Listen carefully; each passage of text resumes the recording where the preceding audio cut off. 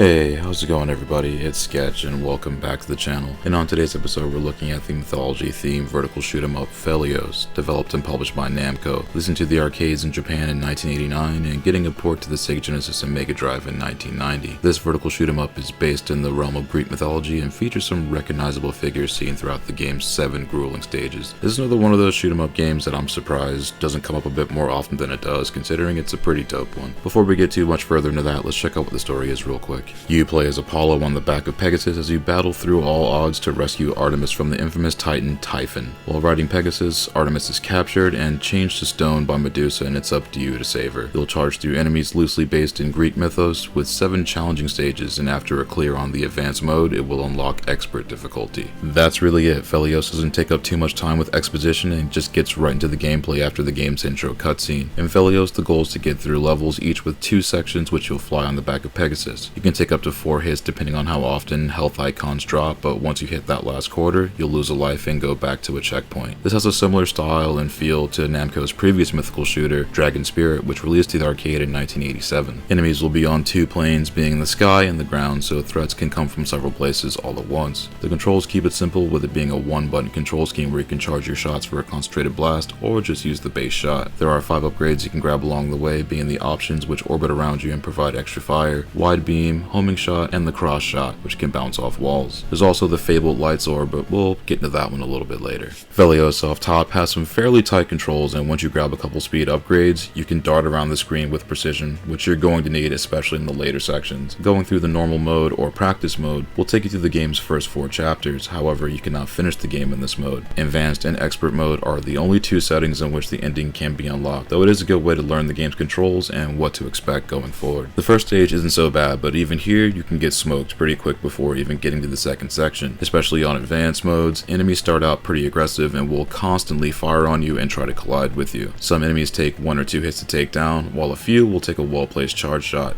especially enemies on the ground. Enemies on the ground will usually come at you in formation and toss boulders and other projectiles up at you, and are often placed on platforms, so just hit them with a charge shot and that should take them down or at least push them back off their platforms. Some of the bigger enemies will take a bit more to deal with, but most will usually fall to the sword however you want to go about it, with the exception of the final boss fight. On this stage you'll need to collect the light sword in order to defeat Typhon, with your charge shot being dialed up to about 1,000. The light sword smashes through pretty much anything it touches, which is pretty sick. There's also a couple spots where you'll be chased by heavy enemies that come up from the bottom of the screen, and you'll have to dodge them to get out of the way since you don't have a rear attack in this section. This part can get pretty tricky, but once you see their pattern, you'll figure out the way to get past them best without taking too much damage. Boss fights here are all huge sprites loosely based in Greek mythology, and a few familiar faces will crop up here. In stage 1, you'll battle the disembodied head of Medusa, and you'll see quickly that fire patterns can surprise you sometimes, especially with bouncing lasers and shots to the popcorn. Staying nimble on Pegasus is going to be a key factor throughout play, since boss encounters will often try to put you in spots where you either collide with a bullet or a stage hazard. Later on you'll see enemies like the Siren and the Cerberus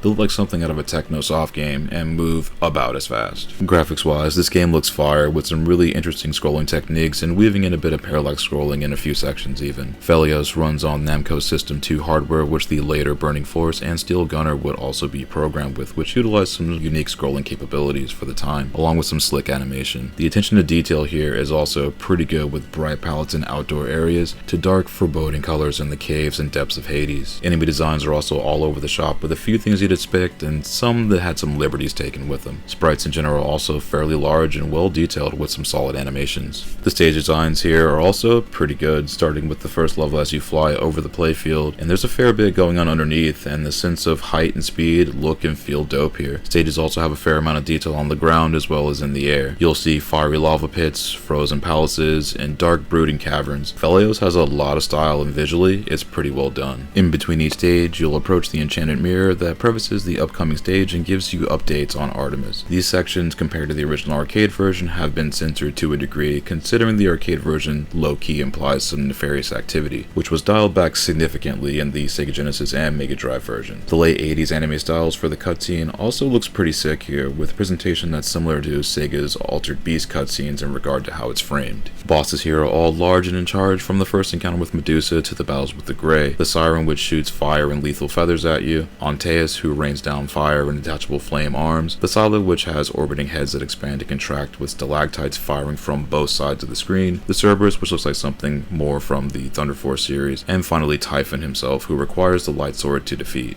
Typhon has 3 attacks that have some indicators. He'll fire lines of orbs at you that double as barriers, along with a lightning attack that fires at an angle which can track you sometimes. Aside from those attacks, he'll crowd the screen, forcing you to the bottom, which will crush you, which will be a one-hit death. Ideally, you want to keep Typhon near the top of the screen and be out of the way of those lightning attacks when he does fire them. Sound-wise, Phelios is bussin', and the soundtrack has a few vibes to it during its runtime. The stages have a couple of tracks each, and when the action picks up, so does the music. It's got some hype tracks that feel like they could be intros to a Blind Guardian record, with other tracks that are more moody and somber sounding, which is dope. There's that amount of contrast in just the music. The instrumentation here is also pretty good on the Genesis version, with some belters pretty much start to finish. As mentioned earlier, in between stages and in game, there's a little bit of voice synth here as well, with Artemis narrating overlaid text to the sound of picking up power-ups and saying what they are. In game, the audio is also pretty good here, with the only real point of contention being the sound of the charge shot, which does have a bit of an alarm ring to it once it's fully charged. I wasn't bothered by this personally, but some people might be in a game like this, so to each their own. Explosions have a good bit of bass behind them, and defeating enemies does sound pretty satisfying. Upon losing a life, Apollo lets out an echoed wail that almost sounds like it's a scream coming from the air to the ground. In short, the audio is pretty good here, pretty much all around. Overall, Phelios is an awesome vertical shoot 'em up for the Sega Genesis that doesn't really get talked about enough considering how good it is. It's got a lot of style and plays very well. Granted, the challenge can get pretty rough in spots. You can farm a lot of extra lives, but in this game you can't get extra continues, but once you get more familiar with the game, you'll get progressively further. The endings are the same in the advanced and expert modes, but be warned, the expert mode is no joke and it will body you. But if you're up for the challenge, it's there. Once you get everything down, clears can take about 30 minutes to an hour, depending on if you hit any snags along the way. Phelios gets an 8.5 out of 10 and comes highly recommended to shoot 'em up fans, as well as fans of adventure games, especially those based in mythology. This is a game that's as fun as it is difficult and will certainly challenge you. There's a lot this game does quite well with not much in the way of things to gripe about, honestly. And this is one of those games also on the moderate end price-wise, with loose cards currently going for about $35 to $40 and around $60 to $90 for complete copies depending on the region. In the pantheon of Genesis shoot 'em ups, this one is definitely worth checking out if you see it in the wild. And I thank you again for checking out this video. If you find these videos helpful, that's awesome. I'm glad you can use it as a resource. Check back often. We'll have more reviews and commentaries coming up in the near future. Until then, take it easy, stay safe out there, and I'll see you on the next one.